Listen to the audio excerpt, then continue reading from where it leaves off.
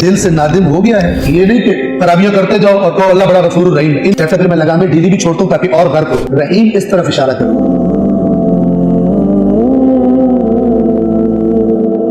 یہ رحیم کا جو لفظ ہے میں نے آپ کی خدمت میں پہلے بھی بار بار عرض کیا. رحیم خاص رحمت کو کہتے ہیں، یعنی وہ بڑا غفور ہے لیکن دیکھتا ہے یہ اس جگہ پر آ گیا کہ اب اس کو میں معاف کروں. یعنی دل سے نادم ہو گیا ہے، اگر کوئی خرابی کی ہے اس کی اصلاح کے لیے تیار ہو گیا ہے.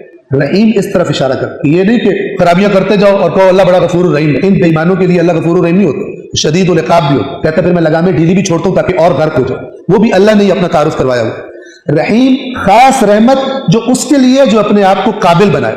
جیسے اللہ تعالیٰ فرماتا ہے قل اطیعوا اللہ والرسول لعلکم ترحمون. اے رسول ان سے کہیے اللہ اور اس کے رسول کی اطاعت کرو تاکہ تم پہ رحم کیا جائے.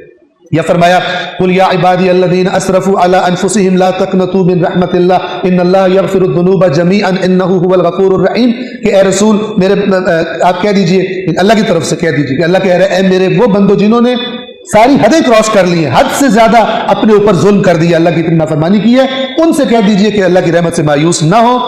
اللہ سارے کے سارے گناہ معاف کر دے گا، بے شک وہ بڑا غفور اور رحیم ہے. لیکن کب؟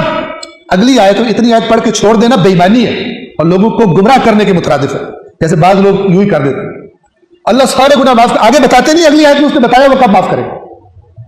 اگلی آیت میں یہ وَأَنِيبُوا إِلَىٰ رَبِّكُمْ، اپنے رب کی طرف واپس آ جاؤ. یہ نہیں ہے کہ بے ایمانیوں کی اننگز کھیلتے رہو، اسی طرح چوکے چھکے لگاتے رہو بے ایمانیوں کے اور کہو اللہ غفور الرحیم ہے. اسے کہتے ہیں دین میں تحریف کرو.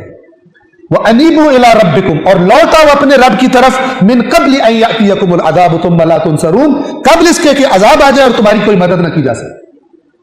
یہ پوری تصویر، بڑے خطرناک لوگ ہیں وہ کہ جو پوری تصویر اس لیے نہیں دکھاتے کیونکہ پوری تصویر سے پبلک کو مزہ نہیں آتا. وہ جو نعرہ یہاں تک آیا ہوتا ہے وہ واپس چلا جاتا ہے پوری بات کرنے سے.